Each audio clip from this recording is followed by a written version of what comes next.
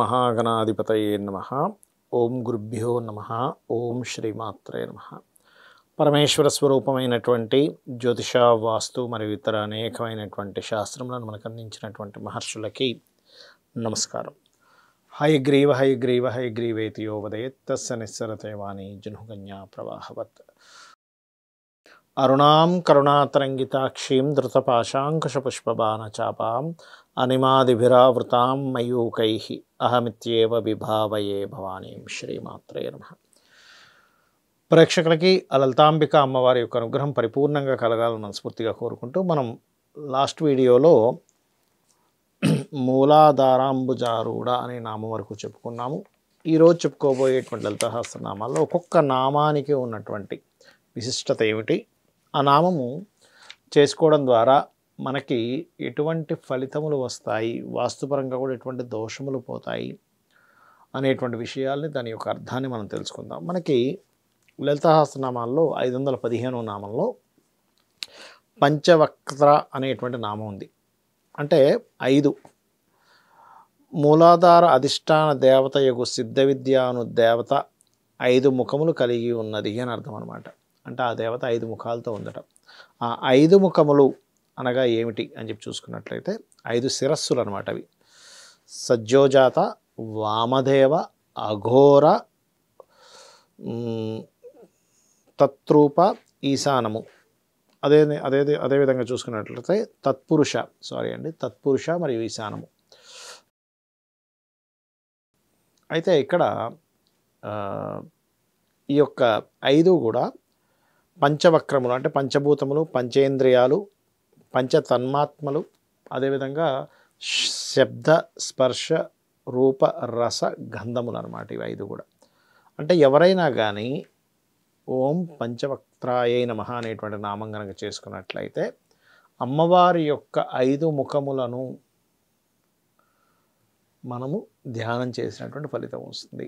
దీని ద్వారా ఏమవుతుంది అంటే మన ఆలోచన విధానం ఏదైతే ఉందో పర్ఫెక్ట్గా మనం ఒక్కోసారి చూడండి, మనం ఏంటోనండి నేను ఏం ఆలోచిస్తున్నాను, ఏమవుతుందో అర్థం కావట్లేదు అంటాం. ముఖ్యంగా ఈశాన్యంలో ఎవరైనా ఇంట్లో కనుక ఈశాన్య దోషం ఉంటే కూడా వాళ్ళకి వాళ్ళ యొక్క ఆలోచన విధానం మీద ఎఫెక్ట్ పడుతుంది. వాస్తుశాస్త్రరీత్యా ఈశాన్యం అనేటువంటిది ఏందో వాస్తు పురుషుడి యొక్క శిరస్థానం అంటారు. శిరస్థానం ఎప్పుడైనా దెబ్బతిన్నదనుకోండి, వాళ్ళ ఇంట్లో ఉండేటువంటి ఆలోచన విధానం, ఇంట్లో ఉండే వాళ్ళ యొక్క ఇది అంతా కూడా చాలా మార్పులు వస్తాయి. అదేవిధంగా అస్థి సంస్థిత, అస్థి అంటే అస్థికలు అంటాం, మనకు తెలుసు కదా, ఎముకలు అనమాట. అంటే అమ్మవారు ఎముకలలో కూడా నివసిస్తుంది. ఎవరికైనా సరే ఎముకలకు సంబంధించిన ఇబ్బందులు కొన్ని ఉంటాయి.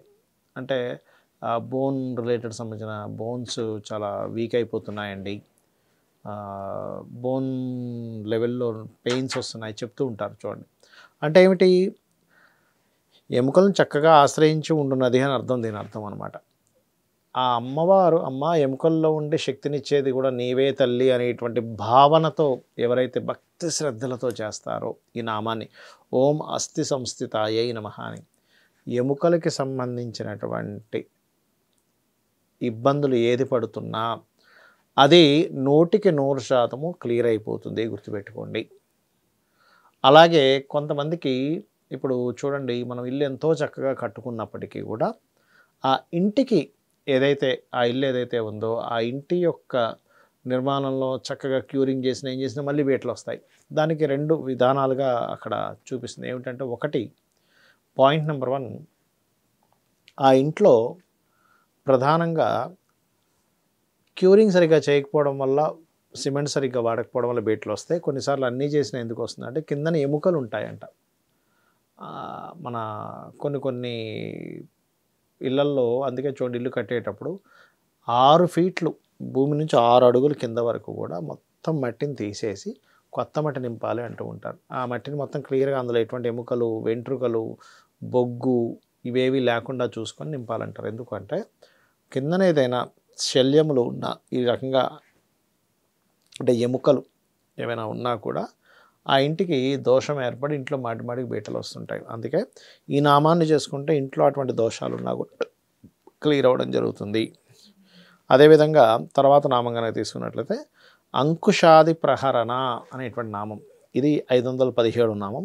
అంటే అంకుశము, కమలము, పుస్తకము, జ్ఞానముద్ర మొదలైనటువంటి ఆయుధములు చే అమ్మవారు ఉన్నటువంటిది అంకుశాది ప్రహరణ అంటే.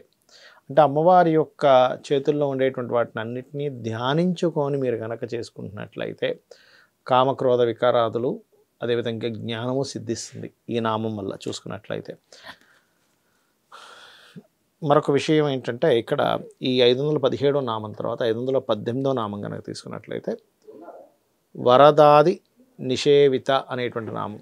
అంటే ఈ నామము ఎవరైతే రెగ్యులర్గా చేస్తూ ఉంటారో దీనివల్ల కలిగేటువంటి ఫలితం ఏమిటి, అసలు దీని యొక్క అర్థం ఏమిటి అని చెప్పి చూసుకున్నట్లయితే వా ష ష స ఇవి అంటే ఈ 4 అక్షరాలు అంటే ఈ మూలాధార చక్రం నందు వసించు ఉండేటువంటి సిద్ధ విద్యాను దేవత చుట్టూ ఉన్నటువంటి వరుసగా ఉండేటువంటి ఈ నలుగురు దేవతలు అనమాట. ఎవరా నలుగురు దేవతలు?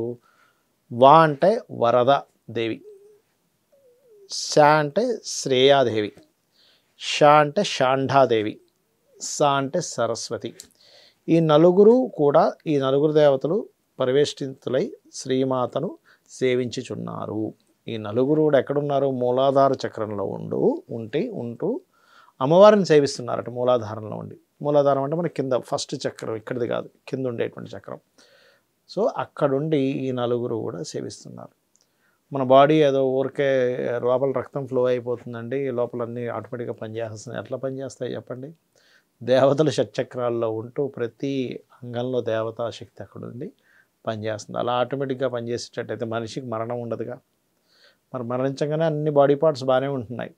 బ్రెయిన్ ఉంటుంది, హార్ట్ ఉంటుంది, అన్నీ ఉన్నాయి, కానీ మనిషి ప్రాణం పోతుంది. బికాజ్ ఆఫ్ ఆ జీవుడి యొక్క కర్మ కంప్లీట్ అయిపోగానే ఆ జీవుడికి మోక్షం ఎప్పుడైతే కలిగిందో అందులోంచి ఆ దేవతాశక్తి వెళ్ళిపోతుంది. ఆటోమేటిక్గా అతని జీవం అనేటువంటిది పోతుంది. శ్రీమాత్రే నమః.